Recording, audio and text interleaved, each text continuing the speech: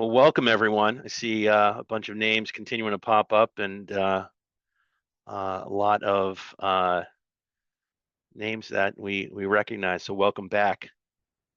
Just gonna wait one more minute just to see. I know we had about 40 plus people that were signed up for this. So I want to give folks just another minute or two to hop in, and then we'll kick things off. So we've got everyone on mute coming in. And at the end of the presentation, we are going to have an opportunity for some questions and answers. Uh,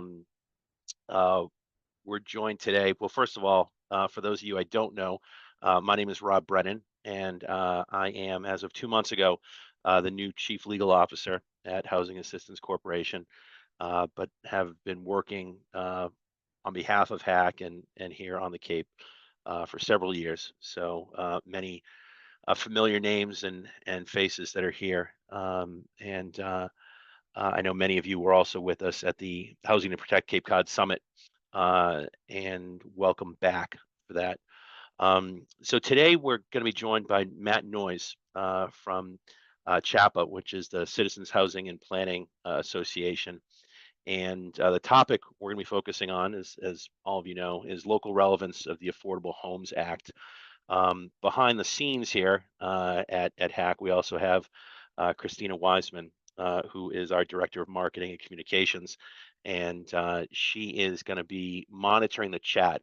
As I mentioned, we're going to have an opportunity for question and answer, and I know the topic of the Affordable Homes Act, and in particular, today's focus on local relevance, programs that'll be coming down on local level that include both policy changes and funding, was one of great interest to folks. So we want to make sure to have an opportunity.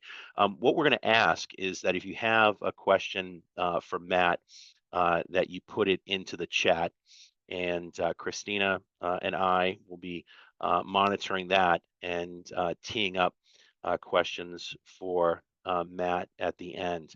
So with us just now being a few minutes past 4, why don't we get started? Again, it's my privilege to welcome Matt Noyes from CHAPA. For those of you who don't know CHAPA, I'm going to take a few quotes just from their website because there's a lot I certainly could say in describing the great work that they do. But CHAPA summarizes it as CHAPA believes, like HAC does, that every person in Massachusetts should have a safe, healthy, and affordable place to call home. CHAPA achieves this by advocating for opportunity, expanding access to housing, and developing the field.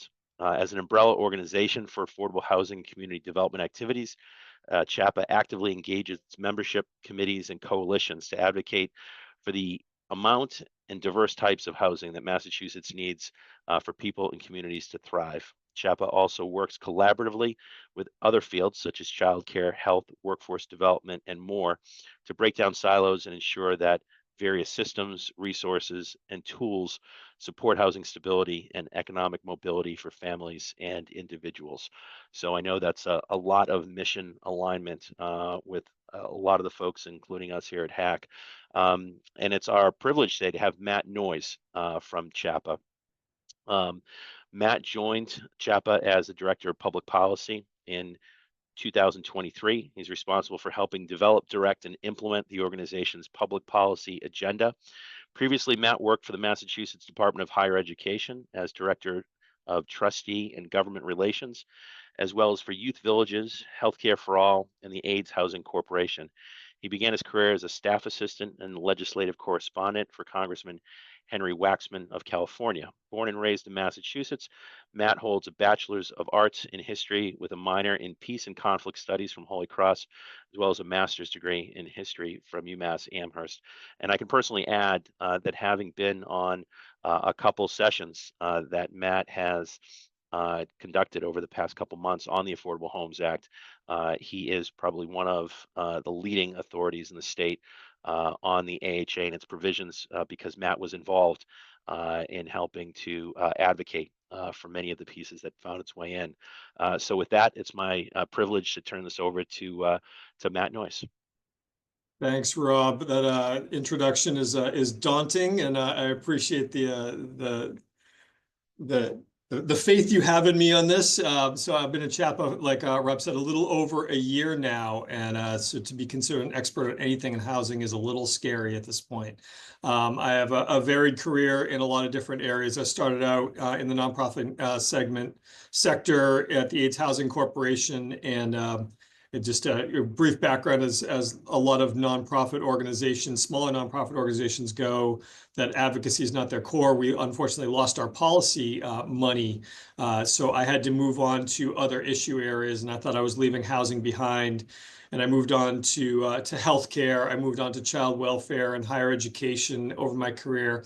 And at each step, I said, well, I'm finally done with housing. And it never happened. Housing came back as a core in every single one of those areas, even when I was working for the Department of Higher Ed. It's crazy. And so at a certain point, I just had to embrace it. And when CHAPA, this position came open at CHAPA, I went for it, and I'm back in. I feel like, I feel like the Godfather Part 3. Every time I think I'm out, they just pull me back in. And so I'm really, really happy to be here. I see a lot of familiar names on the screen here, a lot of folks that have engaged with CHAPA, and I know that you all have had a background in the Affordable Homes Act, but I'm just going to give a brief overview of it, talk a little bit about what it means for the Cape and what it means for the state, and happy to answer any questions that folks might have. So I'm going to do the risky thing and try to share my screen, and we will see how this goes. I can't see everybody there, so please give me use the thumbs up if you can see that screen right now. Thumbs up, Matt. Great Oh, job. awesome, awesome, awesome. Off to a great start. All right. So we're going to go here. So the photo you see here is from the introduction of the Affordable Homes Act last October in Chelsea. The governor was up there announcing her filing of a housing bond bill that was long awaited. So you see a lot of determined yet somewhat grim faces here at the event. And then fast forward some 10 months later to this past August, and we're seeing a lot more happy faces in here at the bill signing in Newton as we get this historic bond bill done. So my presentation today is how we got from there to here and what's in the bill itself. So I want to start off with the big number, the bottom line in the bill. So at its core, what a bond bill is an authorization for the administration to issue bonds, to borrow money to finance capital investment in housing in this case. There's a number of different bond bills across state government, and this is the housing one. So 6 years ago, we had a bond bill at $1.8 billion in authorization, but that would allow the governor to issue bonds up to that amount. And that was the highest up till that point. This past August, now we have $5.1 billion in bond authorization, a significant increase. And what this signals is really a couple of things. First, it signals the extent of the challenges related to housing that we are facing here in Massachusetts as housing costs have gotten higher and higher and higher, and the ability for people to find a home that they can afford has become more and more challenging. It also indicates a commitment on the part of Governor Healy and the legislature to address those challenges, to literally put our money where our mouths are, and face the challenges head on. Now, a couple caveats in here, and this is where I become a little bit of a Debbie Downer when it comes to what the bond bill is. Now, $5.1 billion is a lot of money. My caveats are twofold. First of all, the authorization is the limit as to what the state can borrow to invest in housing. We do not borrow up to that amount. We do not issue that full amount. Usually it's somewhere between 2/3 to 3/4 of that amount will be where we will peak out in terms of bond issuance. Think of the authorization that is provided in this bill almost like your credit card, your credit limit. You don't borrow, hopefully, you don't charge up to your full amount of your credit limit every month. You stay under it. But it's good to have that credit limit be high, because if we don't have that limit, we can't spend up to it. The other giant caveat in this is we all know what's gone on with housing costs. just in terms of housing development over the past several years. $5.1 billion does not buy nearly as many homes as it would have bought 6 years ago. The cost for development, the cost for raw materials, the cost for labor, cost for everything has gone up significantly. Still, it's a step in the right direction, and it's indicative of a movement in the right way. So at its core in the bond bill, the meat and potatoes of it are the funding authorizations for very specific programs that are put forward. So I'm going to flash through the next few slides to give an indication of what these programs are and how much are authorized. The first line item here is one of these things is not like the other with it. We're calling this the locally designated projects line item. Legislators, as we all know, love to earmark legislation, direct money to their own districts, to their own cities and towns. It gets tricky to do that, though, in a bond bill where there's a whole process of allocations and a pipeline in there to direct specific amounts of money to very specific projects in cities and towns. So the legislature, in their wisdom, took virtually all of the earmarks that legislators have proposed through amendments and to the other line items and stuck them all in this one line item that we see as rather large, $425 million. And if you look into the bill and you look into what makes up this line item, there are about 320 earmarks that make this up, constituting a lot of cities and towns. So if you have the time and the inclination, I would encourage you to dive into the bill and do a little find search for that and see what dollars are being directed to your city and town and which projects. We do not know exactly how this is going to play out and how the money will be allocated. If there's any attorneys on this call, you'll know the giant difference between a may and a shall. These are all shalls, not mays. So we'll see how this works when it comes to bond authorization. If you look at the other programs in here, you will see increases or at the very least level funding for every single one of them with some very significant increases that you see. I'll call your attention to the Affordable Housing Trust Fund, the biggest line item that we're seeing on the screen right here for a variety of programs, not the biggest program overall, but you see a doubling in that.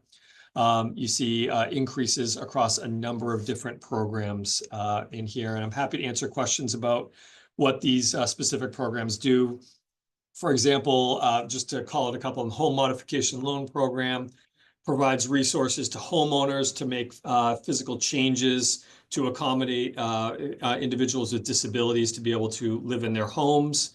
The Facilities Consolidation Fund provides housing opportunities for individuals who are clients of either the Department of Developmental Disabilities or the Department of Mental Health. Community-based housing is for housing for individual disabilities who do not fall under either DDS or DMH. So we'll as we go through these different programs. The largest increase that we see and the largest line item overall is that public housing line, up to $2 billion in funding authorization specifically for capital projects related to our state public housing stock.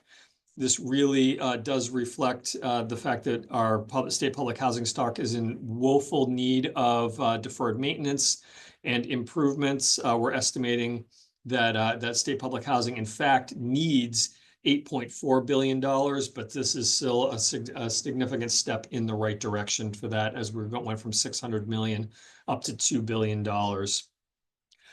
New line items that you're seeing in your housing choice, local community planning grants to provide resources to municipalities to do that development planning, green housing initiative for environmentally and zero carbon housing development.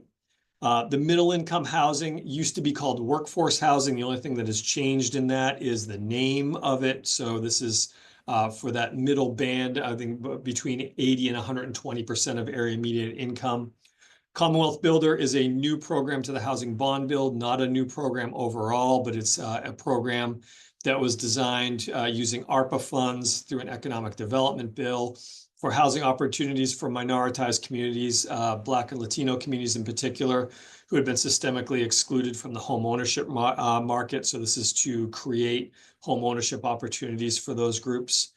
The Momentum Fund at the bottom there you see is a very exciting opportunity for mixed income housing. These are development projects that have been stalled, and actually to provide resources to push them across the finish line to continue their momentum. I know a lot of developers are very excited about those. So a lot of resources in here to create the housing opportunities that we need, particularly the affordable housing opportunities that we need. This is the core of the bond bill, and most bond bills, this is where my presentation would stop. Bond bills typically are what we call clean bills. They don't have other policy pieces attached to them. And the reason for that is it's so important to keep this funding flowing so we don't miss funding rounds in the process and have projects stall and have the pipeline cut off.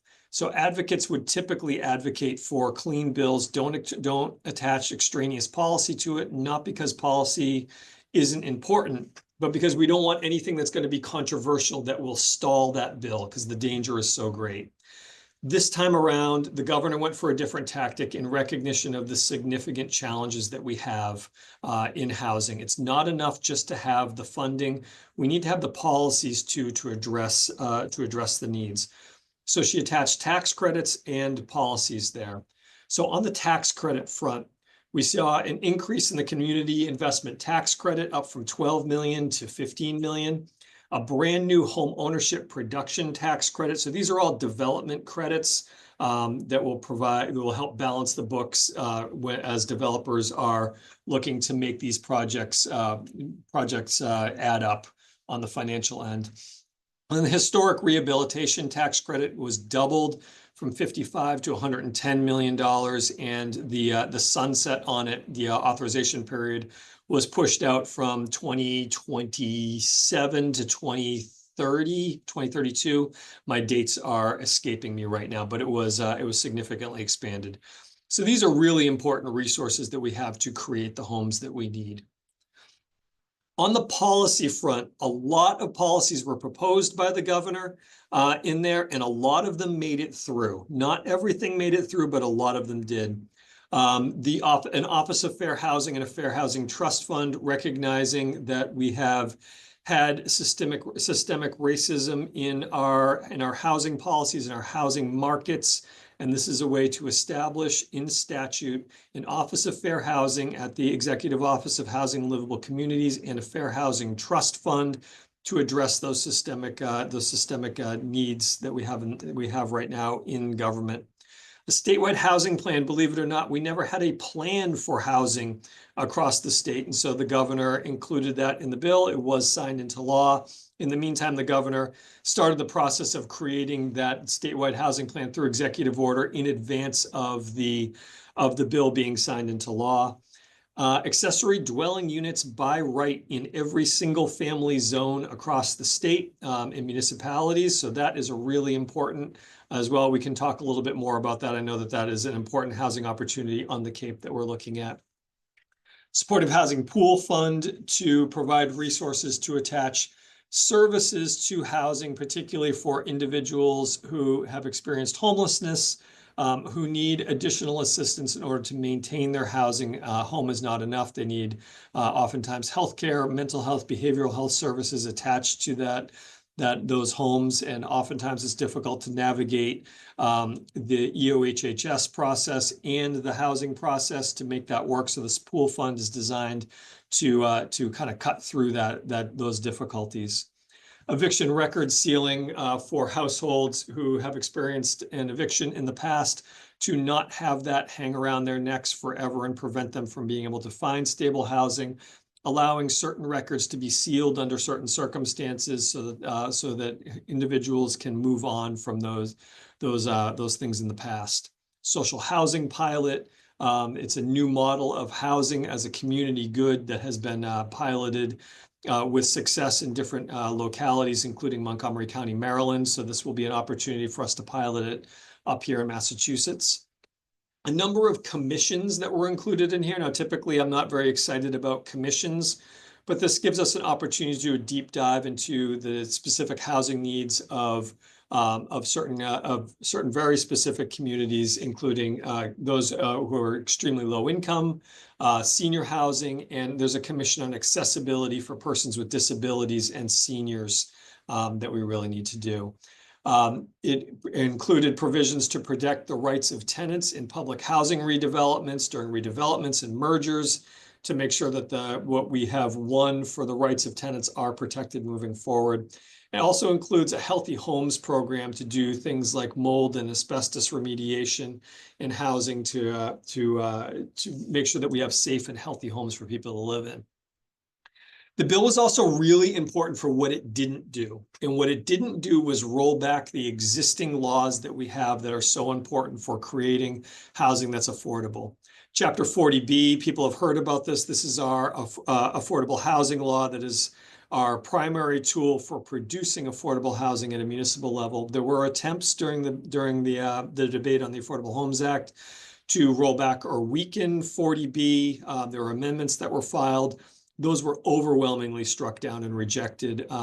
When there were roll call votes, it was overwhelmingly in opposition to those attempts. MBTA Communities Act, I know this has been in the news quite a bit. This is for the 177 towns, particularly in Eastern Mass, around MBTA, rapid transit and commuter rail to require the development of dense multifamily zones in municipalities. There were attempts to, again, weaken and roll back this law, and the legislature spoke overwhelmingly to reject those attempts. So this was a really important piece.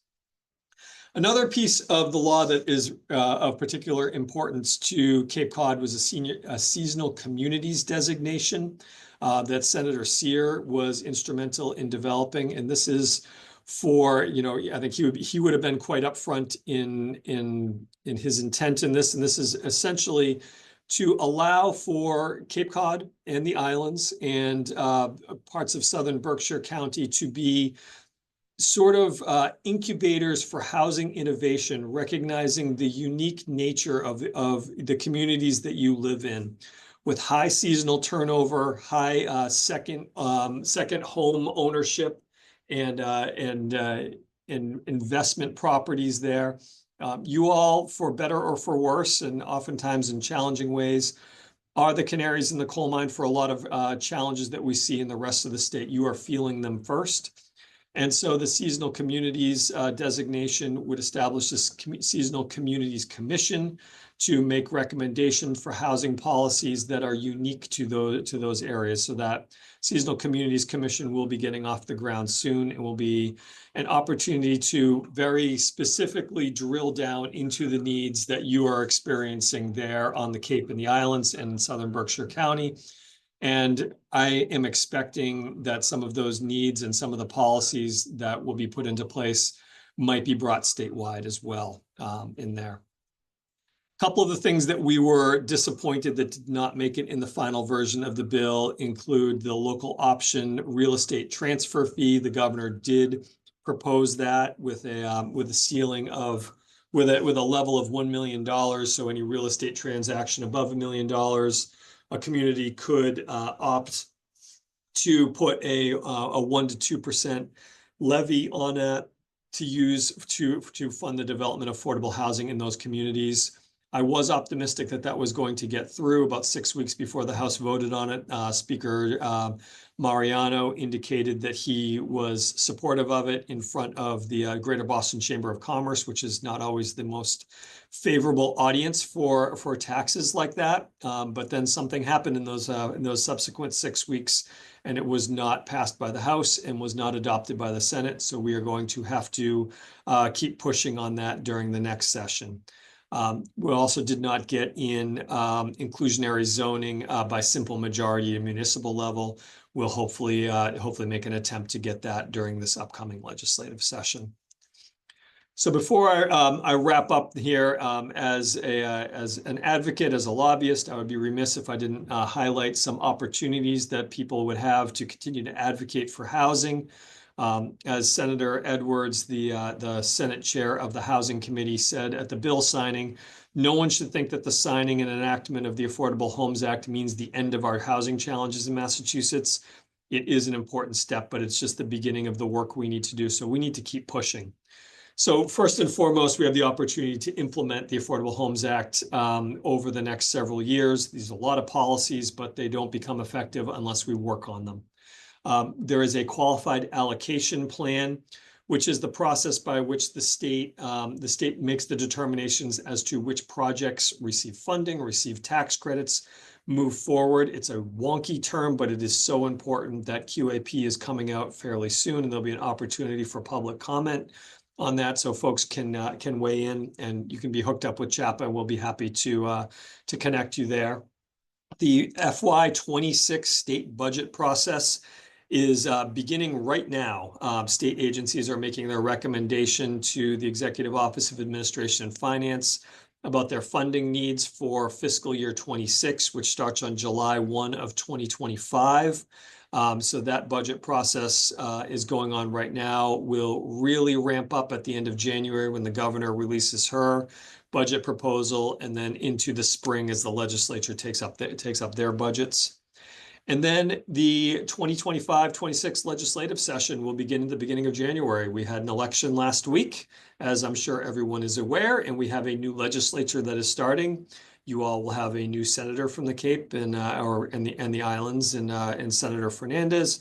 And there will be a lot of opportunities to have new bills go forward, bills that were not passed this past session. We'll have to start all over again. If you remember, the old schoolhouse rock, how a bill becomes a law, they all go right back to the beginning of that process. And we will be filing new bills and advocating for the bills that we didn't get through last time. So with that, I'm going to stop screen sharing so I can see everyone else on the screen. I saw that there were a couple items in the chat that I have not taken a look at. And happy to answer any questions that folks have. You can use the raise hand function or do it in the chat. So yes, I will provide a copy of this to Christina and Robin. They can share it out. Yep. And apologies, I was remiss on not noting that at the beginning. Matt, just before we get into some of the individual questions that popped up, I know that looking through the list and having spoken with with folks here on the Cape, one of the questions, or maybe it's a group of questions, that came out of the HPCC summit and the presentation that we got from the secretary and your predecessor at CHAPA, Eric Shupin, who did a great job, was of the either new programs or newly enhanced programs. Are there ones on that list that you ran through that you and others that you've been speaking with see as holding the greatest potential for Main Street,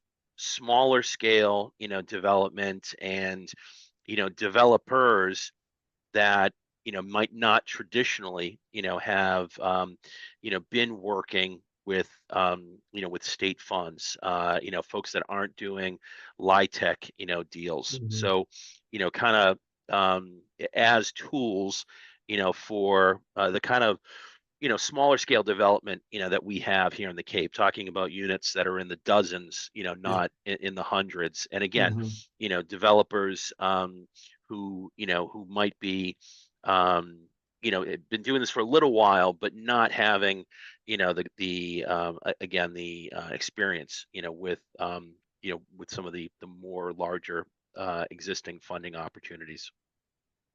I think some of the things that immediately jump to mind, it's not resources yet. Certainly the accessory dwelling unit provision, establishing that by right in single family zones, has a lot of opportunity. We're estimating there's the potential for upwards of 10,000 ADUs across the state. That doesn't happen overnight, for sure. There's no funding attached to this right now. There is some discussion about some grant opportunities that might be coming through the upcoming budget. I think there's going to be proposals around that.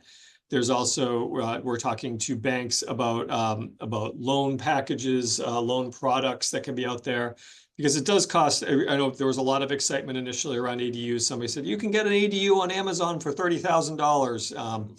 which is true, but that doesn't include the construction and hooking up to utilities. So the cost is significantly more than that, and most folks don't have, $200,000 that you can just immediately plop down for creation of an ADU. So that there's a lot of opportunity there quickly for homeowners to be putting an ADU to create that type of housing. The Neighborhood Stabilization Program, NSP, is designed for what we're calling those missing middle developments, the smaller, like 2 to 15 unit developments, not the gigantic 100+ developments out there. We've been working with Wayfinders out in Western Mass, nonprofit developer, as well as Mass Housing to talk about how we can make that program more effective. So we've been doing a lot of work around that. There's a lot of energy around those kind of mid and smaller developments because we recognize that not every community it makes sense to have those uber developments out there. We need every single tool in our tool belt. We need you probably saw on the slide deck about 200,000 homes by 2030. We need those homes, and we need the range of homes across income levels.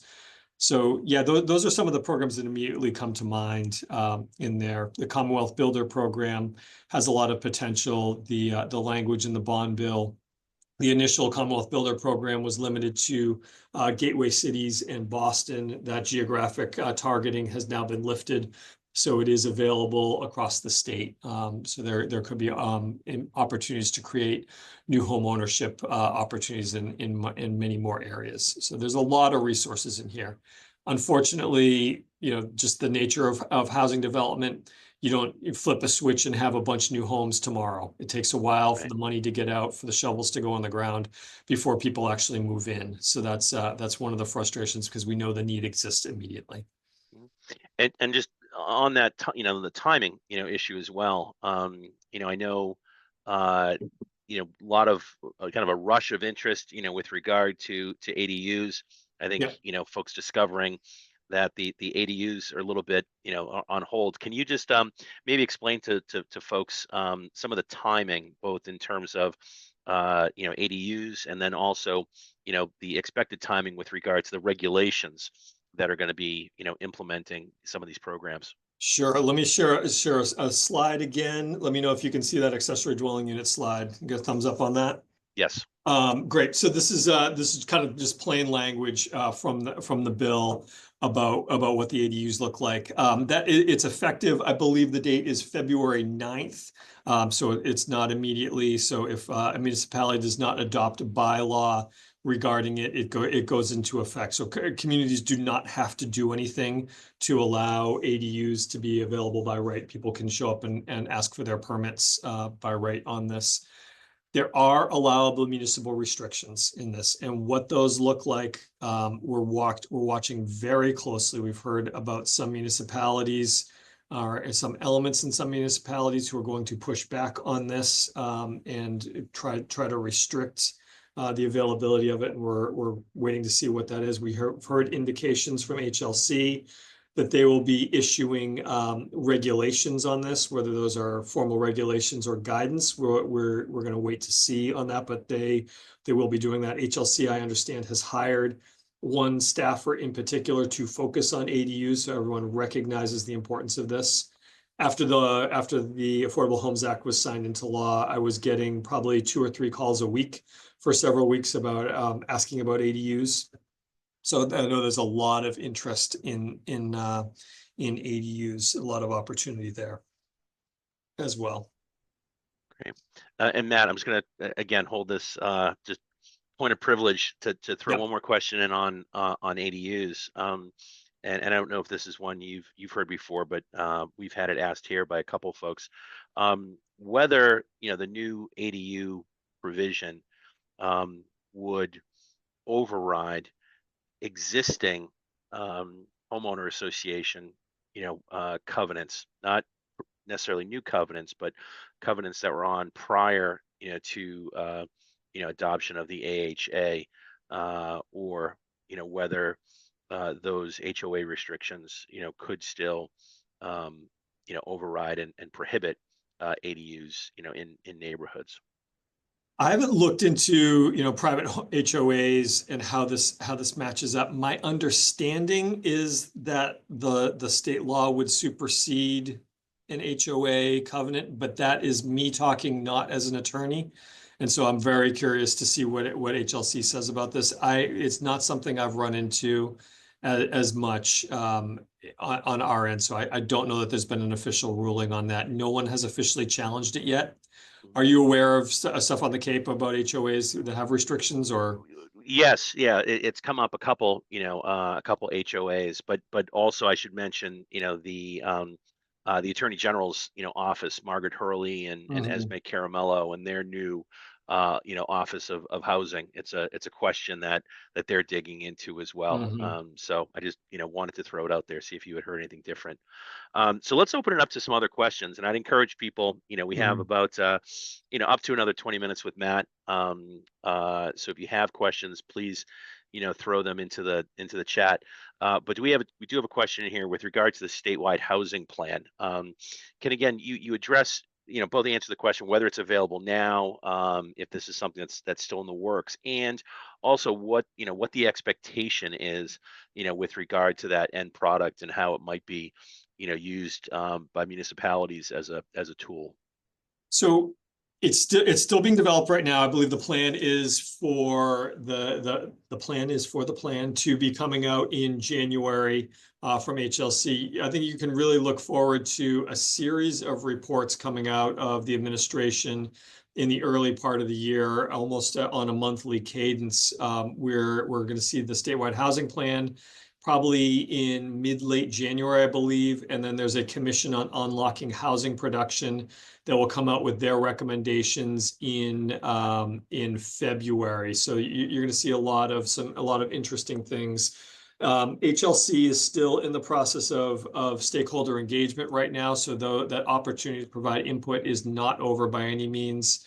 In the past month, HLC has done specific listening sessions with a number of CHAPA committees, including the Rental Assistance, the Production Preservation Committee, our Fair Housing Committee.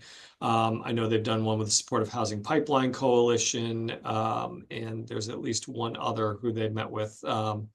So they're still doing that. They've done a series of regional hearings over the past year. So they're still working right now. There's still an opportunity to provide input into there. I'm sure they did some stuff down on the Cape with folks down there. I know the secretary and HLC staff have been all over the place.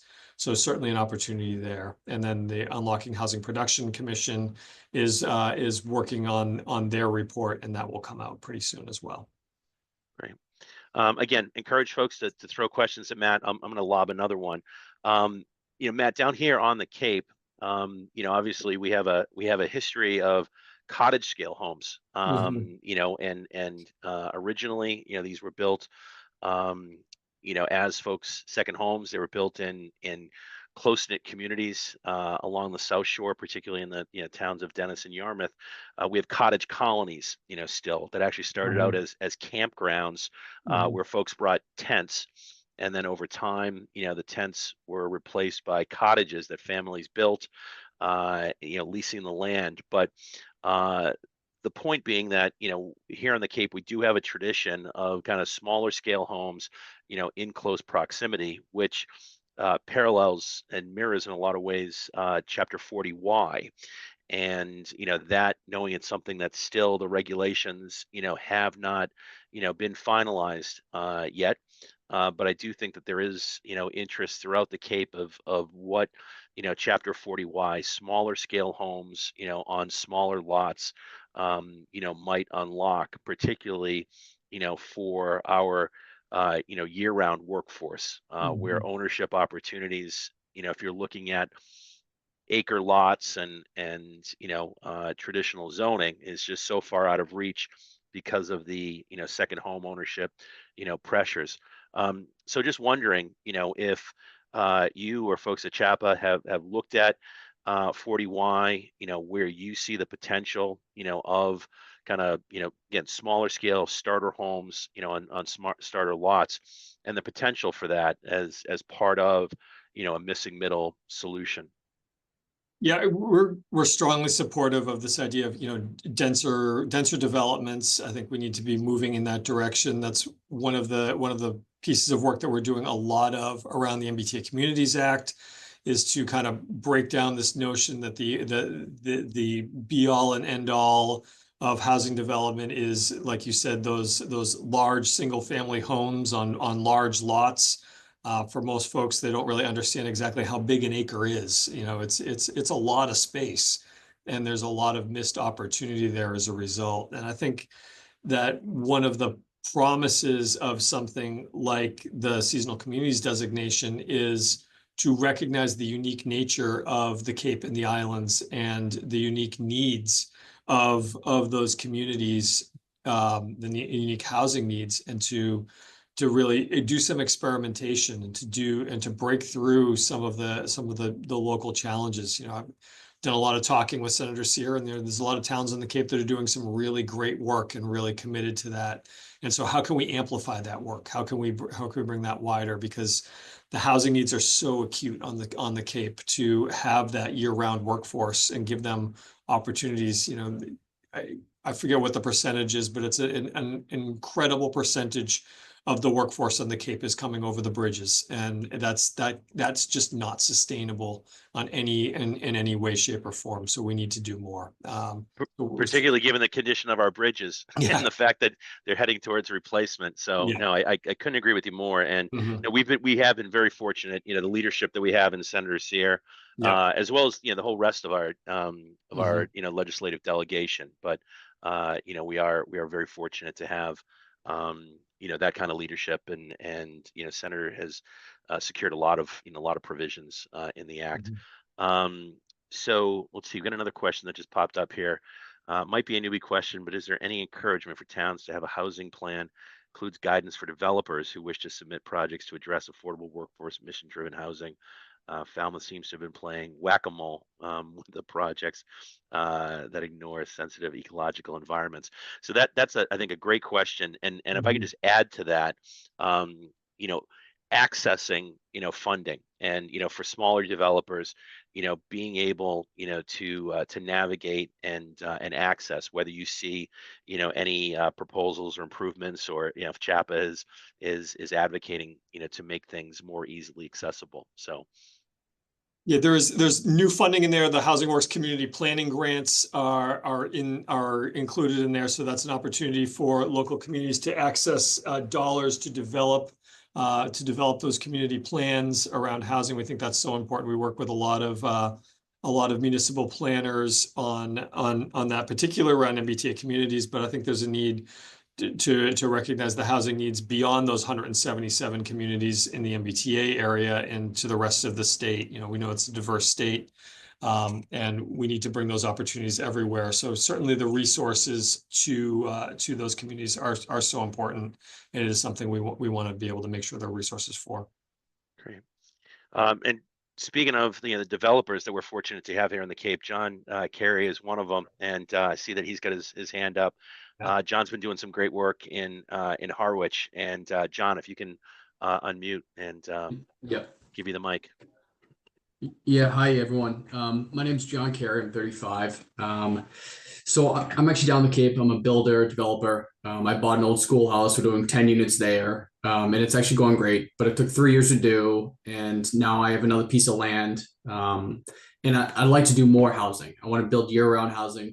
And the problem is I'm a one-man show. I can't afford to hire people.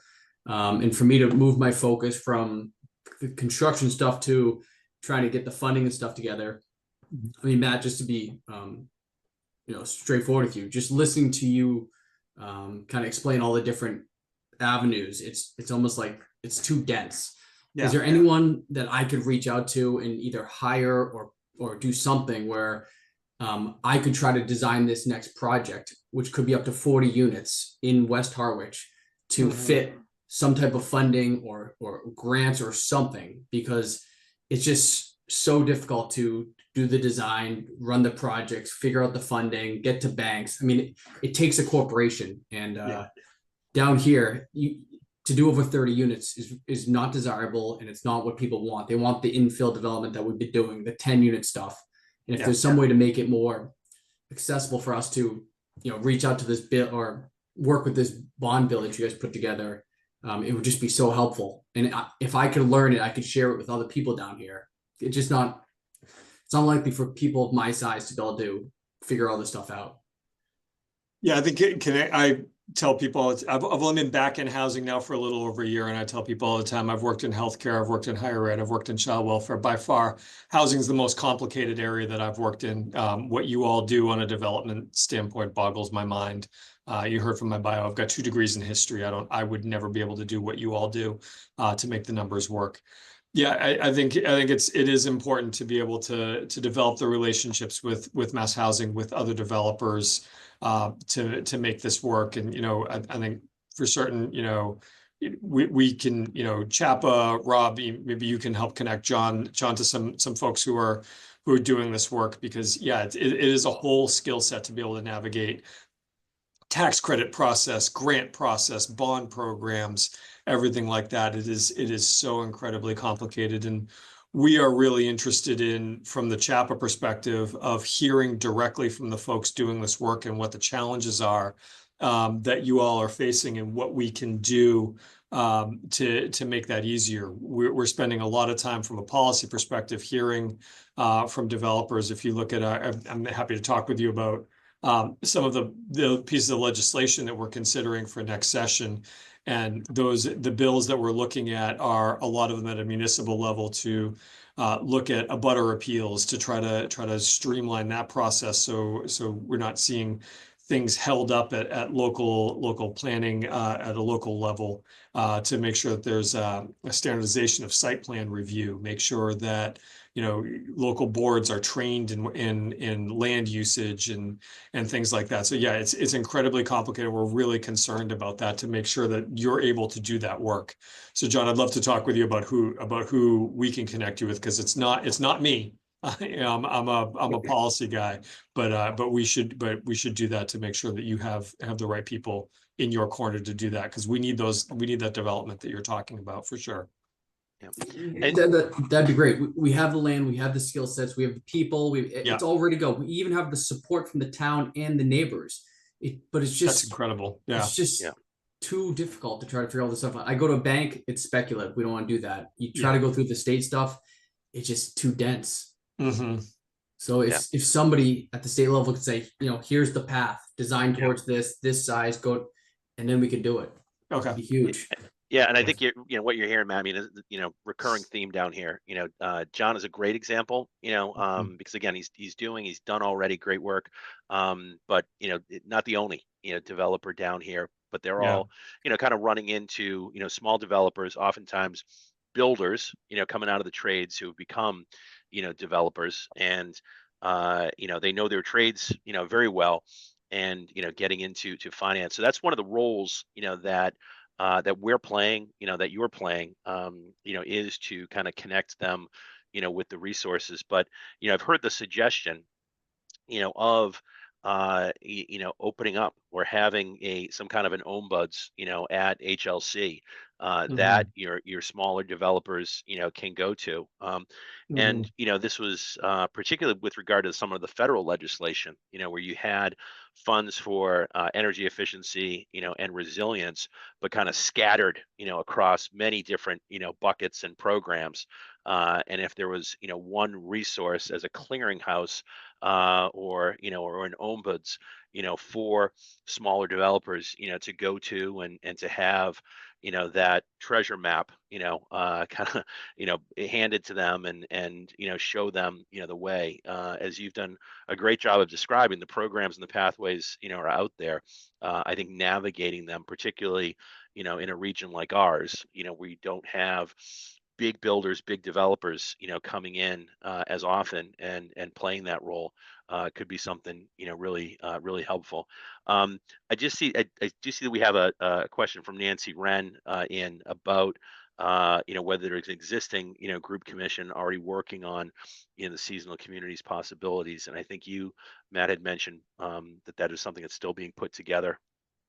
Yeah, the commissions have not been appointed yet. We're anticipating that they will be appointed fairly soon. I thought they would be already. So there's a number of commissions, including seasonal communities, that needs to be set up. There are named individuals in there. I don't have the list of the commission membership in front of me. One of the challenges, and not to get too far down in the weeds in operations of state government, is that Executive Office of Housing and Livable Communities up until 2 years ago was not a standalone secretariat level agency. It was a department underneath Labor and Workforce, or Economic Development, I should say. So now it's being grown out, being asked to do a lot more, and they need more personnel in there to get these things up. So they're being charged with a lot of work to get done. And so to stand up a commission like that requires staff resources that they're being stretched at right now. So we're seeing some growing pains on that process there. Rob, one thing that occurs to me as you were talking about, navigating these processes, I'm flashing back to when it's certainly on a different scale. When I was working at the Department of Higher Education, if you've ever navigated the state financial aid process for colleges and universities, there is a whole list of smaller financial aid programs out there. And there's a give and take between whether you're going to target with smaller pots of money to particular student populations, or have one giant financial aid program out there. Same thing that you're seeing here with the bond programs. You have a number of programs very targeted to very specific types of development. And it's always a pendulum that has to go back and forth, where you're going to have one giant pot of money for all sorts of development. It's going to pull out of it, or whether you want to focus it on smaller pots. And I think that's what we're seeing here. And there's challenges on both ends. And when it's narrowly focused like this, you've got to figure out which door to go through, which pot of money is applicable to your project. And John is running into that challenge for sure. Yeah, great point. I think we probably have time for one more question. Paul Courtney, I saw you had your hand up a moment ago. Do you have a question you'd like to ask? Yeah, I just wanted to, can you hear me? Yes. Yeah. Okay. Just wanted to reinforce what John Kerry had been talking about from a resident perspective. When I've been to meetings and I've been watching development proposals get walked through the planning process, and it goes before the ZBA because they're looking for exceptions, and it just seems like there is no from a builder's perspective, I can see the frustration about how do you get this done? But also from a resident, from a citizen's perspective, it's very frustrating to see somebody come in and, this builder has their own ideas about what they want to do. And it's like they're not given the guidance to say, no, this is what we need and this is what's going to fit. And so if you have something, that's great. And so I think that some sort of a framework that is encouraged. It doesn't seem like the town where I am is really interested in that at this point, but maybe it's because there's not the support or funding or whatever it might be. So I'll look into the planning grants and just kind of talk with people that are in my town about that.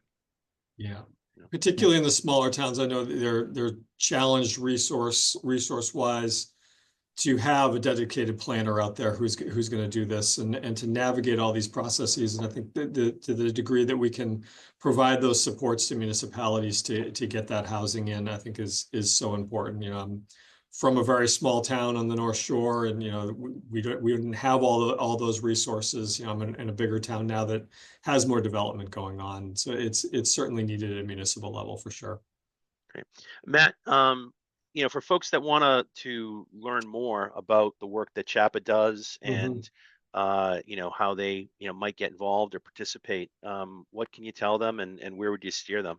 Yeah, so I'm just popping our website in there. Chapa.org is a great place. The website will be relaunched. It's not the most modern website. We're gonna refresh it very soon.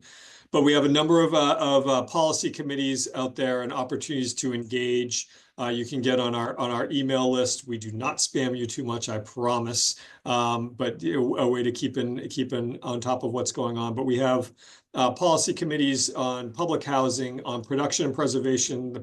John, if you wanted to get involved in that, I know you're probably very busy, and the idea of another meeting is probably not a lot of appeal, but a lot of very developer heavy policy committee, rental assistance, public housing, fair housing. What am I forgetting? If you want to engage in the state budget, we have a building blocks committee that meets that is certainly an opportunity to look at a whole range of housing programs. So that's a great chance. Chapel also does a wonderful event if you want to schlep into Boston in the spring. We call it our the housing prom, where we get 2,000 people of housing advocates and housing folks in the convention center for a great evening as well. But yeah, please engage with us directly. We're a great kind of hub and spoke model. If you look on our site, we're only a staff of about 15, but we are certainly a connecting agency that reaches out and has been involved, and we can certainly connect you to the right people. Fantastic. Matt, any closing words you want to leave us with, or?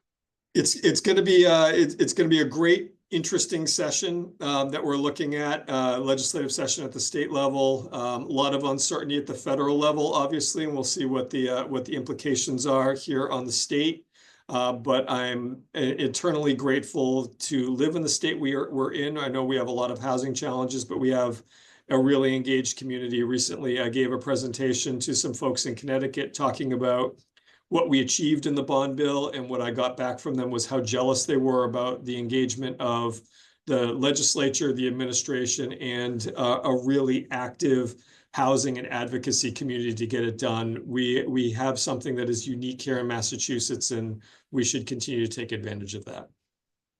Matt, I could not echo your words strongly enough. And one thing I'm going to add in just closing this out is I feel like this was like a LinkedIn cosmic fortune cookie I received the day after the election. If anyone follows Strong Towns on LinkedIn, and the post was, everything you are passionate about at the national level has a local analog that needs your attention. And not only does it need your attention, but your passion and energy is game changing. So, Matt, I want to thank you, because I think that that quote definitely personifies the work that you and Chapa do. On a personal note, I look forward, to working more and more closely with you. I think this really does take all of us coming together, including everyone who joined us today. So thank you again for your time and your continued work here. And I want to encourage everyone to join us again Wednesday, December 11th at 4 o'clock. We're going to take another deep dive, this time into adoption and application of by right ADUs. So you'll all be seeing this, getting emails. We'll be spreading it on social media. So thank you again for giving us an hour of your time, dedicating it to housing. And Matt, one more time, thank you for being our guest and teaching us a few things that we didn't know about the AHA.